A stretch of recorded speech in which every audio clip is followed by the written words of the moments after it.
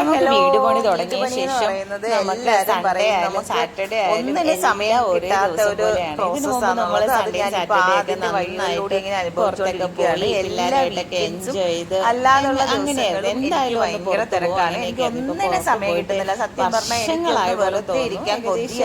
ഒരു 3 മാസമായിട്ട് ഇത് തന്നെയാണ്.